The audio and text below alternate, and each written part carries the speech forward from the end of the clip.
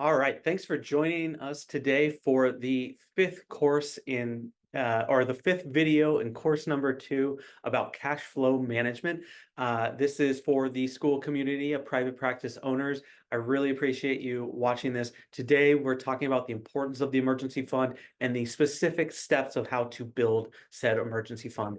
It's not always the most fun topic. You're trying to like get ahead and whatnot, and having just a bucket of money that just sits there and does nothing seems really, really reductive. But in reality, this is going to be the key to your long-term success. And so I'm excited for you to watch this video. I'm excited for you to take some steps within the emergency fund and building that for your long-term wealth growth. And so I really appreciate you joining me. Let's go. All right, thanks for joining me as we talk about emergency funds. So here is what we're going to dig into today. Why do we need the emergency fund? After all, it's just cash sitting there. Why does that seem so important? And yet you seem to talk about it all the time, Ryan. Why do we need to do this? Well, I'll dig into that a little bit deeper and kind of highlight the importance of that. And then we're going to go through the important steps of how to build one. So we're going to build one for the business as well as the personal, and how to do so, when to do so, and where to increase. We're going to talk about the percentage to target and then the value it brings and where to store that money, because we need to know not only like while we have this pile of cash, we don't want it just doing absolutely nothing. And so where are we going to put it? And in this video, you'll learn all of that. Before we get started, of course, here's the newsletter. Make sure to sign up for additional tips. I'm at YouTube Thinking Solo. You can find me on LinkedIn, my name. Make sure to share this course. We're building this community together. We're building wealth together, and this is a great way to do so. So please share this course to other therapists who could join and gain value from the community. And then, of course, always watch at 2 times speed, and then you could always go back because I sound a lot smarter that way. All right, let's talk about building the emergency fund. So why are we building this emergency fund? And it's really because we're creating a safety net. When we work for ourselves, there's very little safety net. And the only safety net that we have is just the fact that we have a number of clients. And if we have a lot more clients, we have a little bit more safety net in case one drops. It's okay. It's not the end of the world. We have other clients.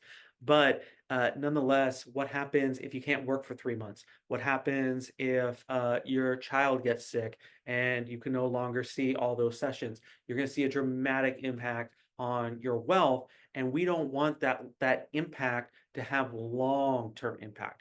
And one way that we can do this is create an emergency fund. And it doesn't just protect us from stuff that like hits us personally, but it could also just be like, what if we need a new roof, or what do we need a new cesspool if you still deal with those, like I do in Long Island.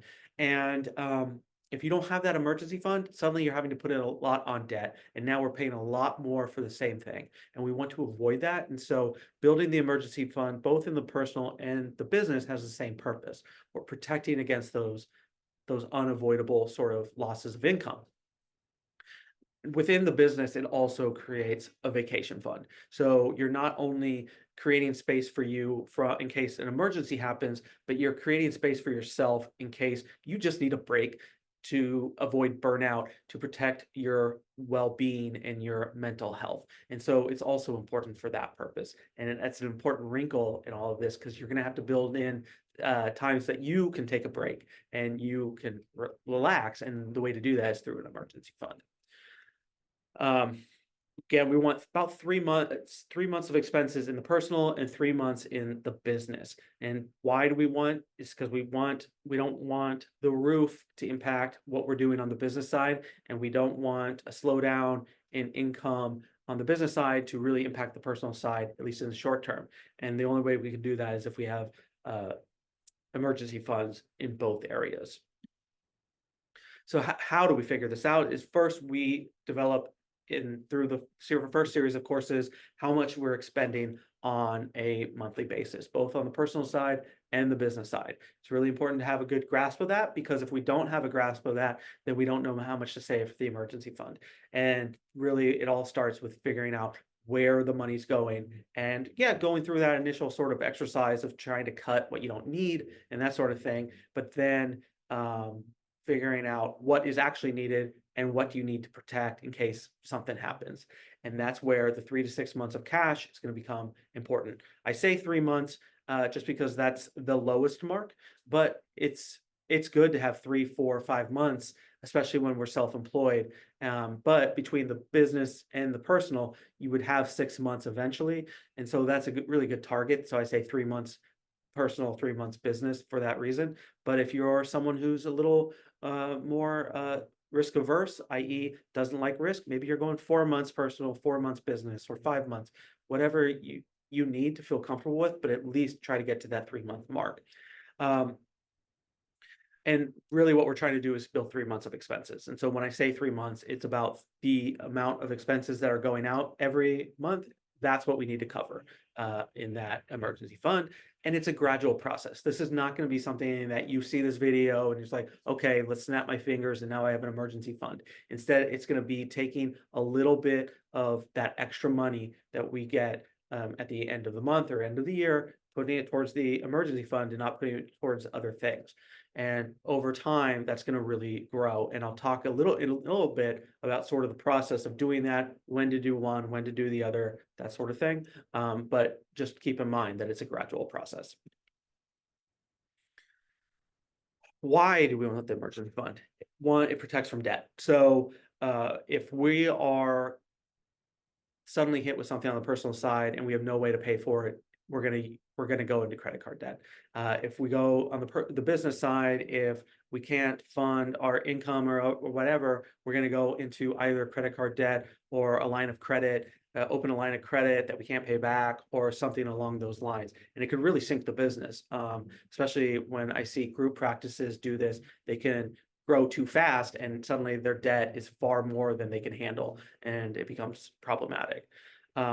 It also protects from either an unexpected tax bill or slow insurance payments. So if on the business side, you're not seeing the insurance company or the insurance company is giving you the end around of some sort of slow payment and it's a large payment, how is that going to impact you? Well, in the short term, at least you can lean on the emergency fund to protect you before going to debt. Now, in the therapy space, because of the reliance on insurance, you can only do so much from this protection if you are collecting insurance clients. Because the insurance has way too much power in this and way too much control over when you get paid, but at least you're building some protection in that process. And then, the unexpected tax bill, that can come around if we're not keeping a close eye on the tax situation, and the emergency fund can help protect that if that's the reality.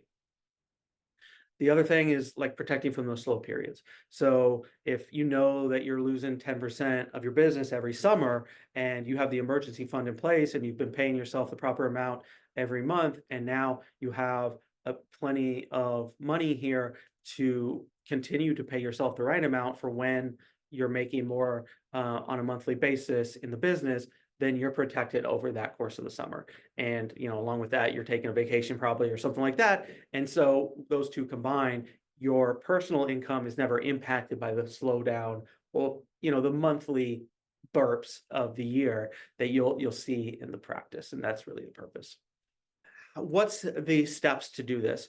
So first things first is understand, one, how much expense you pay in a month, and then let's build an emergency fund for that. And the reason on the personal side, and the reason we do that is because we don't want, as we're paying back debt, to incur more debt.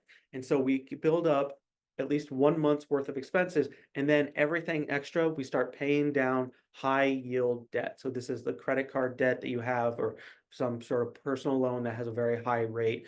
I wouldn't do this for your mortgage or for student loans, but just for those like really high interest things, and really get that down. And we'll talk about how to do that in a separate course, but getting that down fast is going to be key, and having that 1 month emergency is going to be important so we're not growing the debt in the process in case something surprising happens.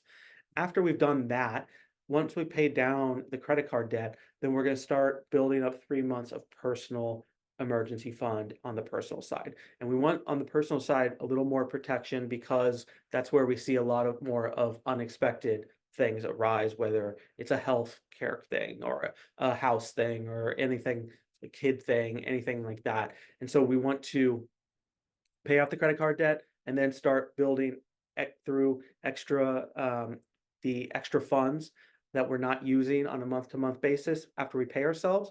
That's slowly building that emergency fund until you have 3 months.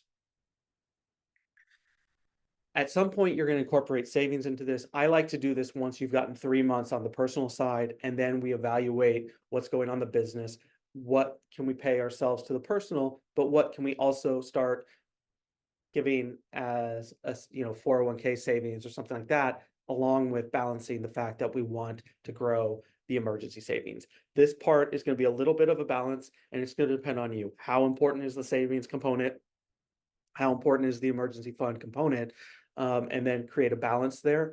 But you can do both at the same time. It's just we want gradually for the cash amount in the business to grow as well. And if you know why it's growing either slowly or really fast, at least you know why. And then once it's reached that mark, you can start paying yourself more, but you can also save more because you're no longer having to build that emergency fund. The other thing to think about is open a high yield savings account to store this money, especially on the personal side, but also on the business side, ideally. And that's because you basically just have cash sitting there. And cash, when it sits over the long term, is going to be eaten away by inflation. What costs $1 today is not going to cost $1 tomorrow. And it's going to cost more than $1 tomorrow. And so if you just have cash sitting there, it's going to be worth less. But right now, interest rates are still high, at least when I'm recording this in 2024. And so you can get decent interest rate within a high yield savings account. And so the cash is sitting there. It's pretty much risk-free because it's guaranteed by the US government, and it's growing at a 4 to 5% rate, which can be like an extra $1,000 a year, depending on how much you have in there. Let's say you have $30,000 in there, it could be about $1,000 a year or something. And so that could be really valuable. And it's earning money even though you're doing absolutely nothing at that point. And that's really it. Like building an emergency fund is one of the most basic premises of building wealth. It's not complicated, but it is a gradual process, and it's something that you're going to have to take an initiative on and be aggressive with, so you have that protection long term. Once again, make sure to join that newsletter, get some additional tips and advice. And then if this has been helpful at all, make sure to leave a testimonial there so we can start spreading the word of this community and getting more signups and more chatter and all that, which will only benefit you. But I will speak to you again soon in the last course where we talk about group practices and how they can build protection and pay themselves in the process. But until then, let's go.